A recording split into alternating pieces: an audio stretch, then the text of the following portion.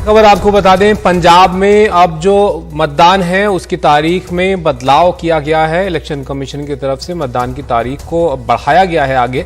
20 फरवरी को अब पंजाब में जो है वो मतदान होना है।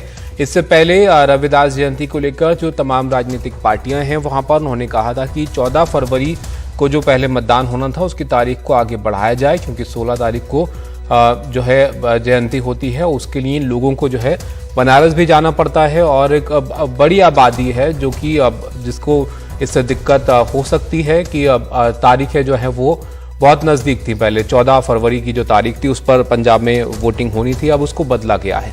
इलेक्शन कमीशन की आज बैठक हुई थी पंजाब की तारीखों को लेकर, जिसमें ये फैसला लिया जाना था, जिस पर अब मुहर लगी है और अब ये तय किया गया है कि अगले चरण में यानी 20 फरवरी को पंजाब में अब मतदान होना है।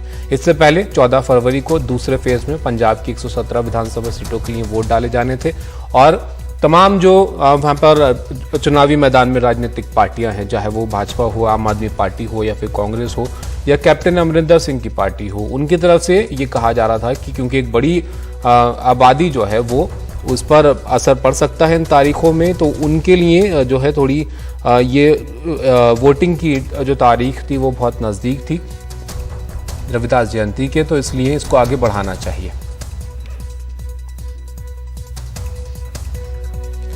और रविदास जयंती की वजह से अब पंजाब में जो इलेक्शन की तारीखें हैं, वोटिंग की तारीख है, उसको बदला गया है। अब अगले फेज में तीसरे चरण में यानी कि इनकी जो तारीखें हैं उसको कर दिया गया है 20 फरवरी को पंजाब में सभी सीटों के लिए मतदान जो है वो किया जाएगा। इससे पहले ये 14 तारीख थी, यानी दूसरे चरण में पंजाब में जो है वो वोटिंग होनी थी और उसको लेकर जो राजनीतिक पार्टियां हैं उनका कहना था क्योंकि रविदास जयंती जो है 16 तारीख की इस बार पड़ रही है, उस पर सिर्फ 2 दिन का वक्त है। ऐसे में वोटिंग के करके लोगों को जो बनारस भी जाना पड़ता है, तो उनको जो है परेशानी ना हो, इसलिए इन तारीखों में बदलाव करना चाहिए और थोड़ा सा आगे बढ़ाना चाहिए। इससे पहले ये भी कहा जा रहा था कि शायद पहले चरण में जो है वहाँ पर कराए जाएं, क्योंकि पहले करना थोड़ा मुश्किल हो सकता था क्योंकि नामांकन भी करना होता है। तो अब इसको आगे बढ़ाया गया है, तारीख को थोड़ा बदलाव किया गया है और करीब 1 हफ्ते बाद जो है पंजाब में अब वोटिंग होगी। रविदास जयंती की वजह से इस तारीख को अब आगे बढ़ाया गया है। पंजाब की जो सभी विधानसभा सीटें हैं उनके लिए अब 20 फरवरी को वोट जो है डाले जाएंगे, मतदान किया जाएगा। कादम्बिनी हमारे साथ हैं, हमारे सहयोगी, उनके पास चलते हैं ज़्यादा जानकारी के लिए। कादम्बिनी, बताइए, आज ये फैसला तो कर लिया गया, तारीखों को आगे बढ़ा दिया गया है पंजाब की मतदान की, किन किन बातों को लेकर चर्चा हुई आज इलेक्शन कमीशन की इस बैठक में?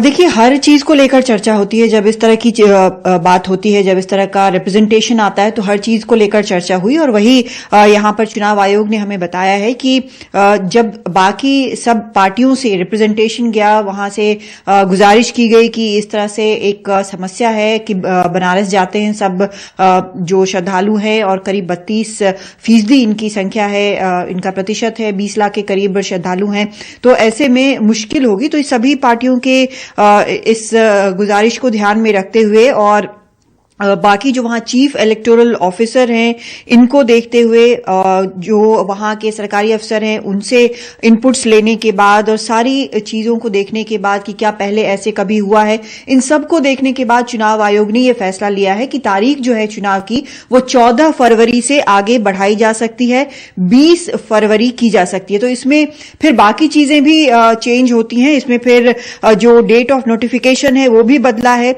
वो अब 25 जनवरी हो गया है। लास्ट डेट ऑफ नॉमिनेशन 1 फरवरी, डेट ऑफ स्क्रूटनी 2 फरवरी, डेट ऑफ विड्रॉल 4 फरवरी और डेट ऑफ पोलिंग जो है वो 20 फरवरी हो गई है। लेकिन ये याद रखना होगा कि जो काउंटिंग है वो 10 मार्च को ही होगा, यानी कि उसमें कोई फेरबदल या देरी नहीं होगी। तो कुल मिलाकर सभी चीजों का यहां पर ध्यान रखा है चुनाव आयोग ने और उसके बाद ये बेहद अहम फैसला लिया है।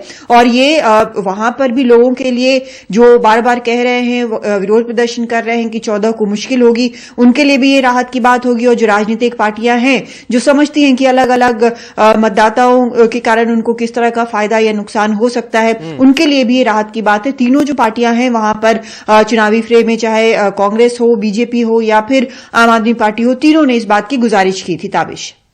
तो अब कादम्बरी तारीखों के हिसाब से ये समझा जाए कि थोड़ा और वक्त मिलेगा। जो तीसरा फेज था उसके हिसाब से अब तारीखें हो जाएंगी नॉमिनेशन की भी, और जो नॉमिनेशन वापस लेने का वक्त होता है वो भी, और अब 20 फरवरी को भी यहाँ पर जो है ये मतदान किया जाएगा। शरद भी हमारे साथ हैं। शरद, न सिर्फ राजनीतिक पार्टियां, वहां के जो लोग हैं उनकी भी ये मांग थी कि इन तारीखों को आगे बढ़ाया जाए।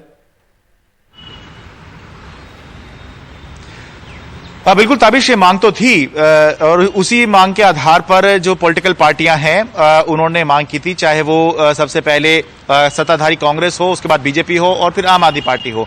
लेकिन अब जैसा कादम्बरी ने बताया कि जैसे मतदान की तारीख बदली है, 14 से 20 की गई है, इसी तरह से जो नामांकन की तारीख है, जो नोटिफिकेशन की तारीख है, वो बदली गई है। और ताबिश होता यह है कि पॉलिटिकल पार्टियों के लिए ये जो नॉमिनेशन की तारीख होती है, ये एक बहुत अहम तारीख होती है, क्योंकि बहुत सी पॉलिटिकल पार्टियां, या ये समझिए नेशनल पार्टी जो खासतौर से होती हैं, या जो पार्टी ज्यादा दबाव रखती है उस क्षेत्र में, वहां पर क्या होता है कि आपस में बगावत ना हो, ज्यादा सर फटोवल ना हो, तो पार्टियां क्या करती हैं कि अपने जो कैंडिडेट्स हैं उनका जो उम्मीदवारी की घोषणा है वो लगभग उसी समय पर जाकर करती हैं जब लास्ट डेट ऑफ नॉमिनेशन आ रही हो, ताकि कम से कम विवाद हो, कम से कम बगावत पार्टी में देखने को मिले। तो अब जब समय बढ़ गया है तो अब ये देखना होगा कि पार्टियां जो हैं, चाहे वो कांग्रेस हो, चाहे वो बीजेपी हो, ये दो पार्टियां हैं जिन्होंने अभी अपने ज्यादातर कैंडिडेट्स जो हैं वो अनाउंस नहीं किए हैं। कांग्रेस ने अभी हाल ही में कर दिए हैं, लेकिन 85 कैंडिडेट अनाउंस किए हैं कुल 117 में से। आम आदमी पार्टी ज्यादातर कैंडिडेट्स अनाउंस कर चुकी है। तो अब पार्टियों को भी अपना जो कैंपेन का तरीका है, या कैंपेन का जो अपना उन्होंने शेड्यूल बनाया हुआ था, उसको चेंज करना होगा, क्योंकि जब 6 दिन अब आपकी तारीख बढ़ गई है तो आपके पास ये भी समय है कि आप जो है कुछ दिन और अपने जो टिकट हैं वो डिले कर सकते हैं। और जो कैंपेनिंग असली देखने को मिलती है ताबिश, वो तब देखने को मिलती है जब नॉमिनेशन पूरे हो जाते हैं और उसके बाद तय हो जाता है कि यही कैंडिडेट्स हैं, यही चुनाव लड़ेंगे, तो तब असली कैंपेनिंग देखने को मिलती है। तो अभी इसका मतलब यह है कि एक तरह से राहत यह मिल गई है कि क्योंकि कैंपेनिंग नहीं हो पा रही है कोरोना के कारण, लेकिन यह भी है कि अब अपना जो कैंपेन है वो पॉलिटिकल पार्टी को रीडिजाइन करना पड़ेगा, रीशेड्यूल करना पड़ेगा। 6 दिन की जो समय सीमा बढ़ी है, 14 की बजाय जो 20 को पंजाब में मतदान होगा, उसके हिसाब से। ताबिश, तो शरद, सबसे ज्यादा असर किस पर, क्योंकि आप वहीं पर हैं, आप ज्यादा समझ भी रहे होंगे इसको, किस पर सबसे ज्यादा असर इसका पड़ेगा? क्योंकि तीनों बड़ी पार्टियां अगर हम देखें, आम आदमी पार्टी में भी अभी मुख्यमंत्री के चेहरे को लेकर चर्चा है, कांग्रेस में वैसे ही नाराजगी वहां पर दिख रही है अंदर खाने, और बीजेपी के लिए भी चुनाव एक लिहाज से अलग है क्योंकि इस बार वो बड़े तौर पर जो है इलेक्शन वहां पर लड़ रहे हैं।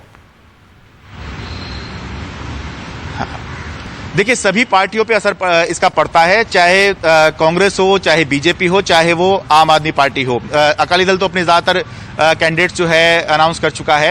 आम आदमी पार्टी की बात करें, जिसकी आपने बात की कि कल वो अपना मुख्यमंत्री चेहरे का ऐलान करेंगे, उन्होंने स्ट्रेटेजी बनाई थी कि जब चुनाव घोषित हो जाएंगे तो उसके बाद में जो समय होगा, बिल्कुल ये वाला जो समय है, इसमें उन्होंने पहले से रणनीति बनाई थी कि अपने मुख्यमंत्री चेहरे का ऐलान करेंगे। लेकिन अब जो है 6 दिन और बढ़ गया है, तो अभी घोषणा तो हो चुकी है, अरविंद केजरीवाल ने कहा है कि कल करेंगे, लेकिन क्या वो इसको अभी दोबारा सोचेंगे इसके ऊपर, इसके बारे में अभी कुछ नहीं कहा गया है। कांग्रेस जो है, आपने देखा कि जैसे ही लिस्ट अनाउंस हुई कांग्रेस की 85 उम्मीदवारों की, ये देखने को मिला कि किस तरह की जो बगावत है या परिवारों में ही जो आपस में लड़ाइयां हैं वो सामने आने लगी। जब मुख्यमंत्री के अपने भाई चरणजीत सिंह चन्नी जो पंजाब के मुख्यमंत्री हैं, उनके अपने भाई जो हैं वो बागी तेवर दिखाते हुए बस्सी पठाना से उन्होंने जो है चुनाव लड़ने का ऐलान कर दिया।